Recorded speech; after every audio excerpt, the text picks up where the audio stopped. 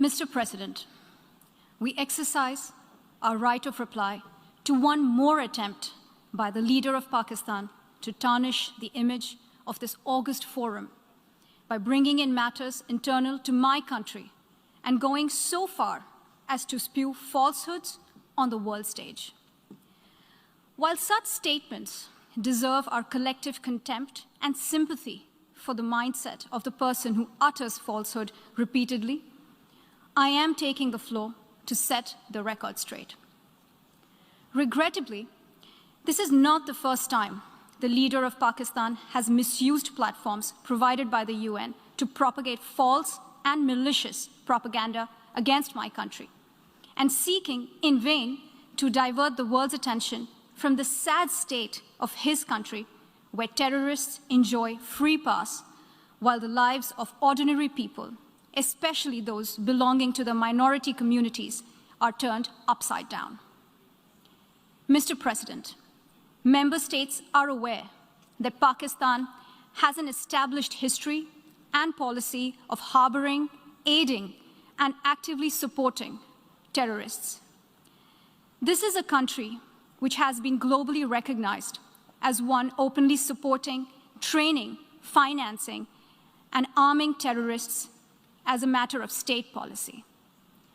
It holds the ignoble record of hosting the largest number of terrorists proscribed by the UN Security Council. Mr. President, we marked the solemn occasion of the 20th anniversary of the 9/11 terror attacks just a few days back. The world has not forgotten that the mastermind behind that dastardly event, Osama bin Laden, got shelter in Pakistan. Pakistan leadership continues to glorify him as a martyr. Regrettably, even today, we heard the leader of Pakistan trying to justify acts of terror. Such defense of terrorism is unacceptable in the modern world. We keep hearing that Pakistan is a victim of terrorism. This is the country which is an arsonist disguising itself as a firefighter. Pakistan nurtures terrorists in their backyard in the hope that they will only harm their neighbors. Our region, in fact, the entire world, has suffered because of their policies. On the other hand, they are trying to cover up sectarian violence in their country as acts of terror. Mr. President, this is also the country that still holds the despicable record in our region of having executed a religious and cultural genocide against the people of what is now Bangladesh. As we mark the 50th anniversary this year of that horrid event in history, there is not even an acknowledgement, much less accountability. Today, the minorities of Pakistan, the Sikhs, the Hindus, the Christians, live in constant fear and state-sponsored suppression of their rights. This is a regime where anti-Semitism is normalized by its leadership and even justified. Dissenting voices are muzzled daily, and enforced disappearances and extrajudicial killings are well documented.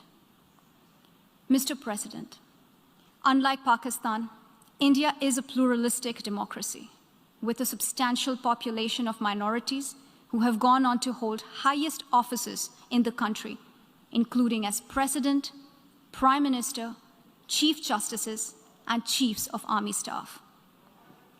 India is also a country with a free media and an independent judiciary that keeps a watch and protects our Constitution.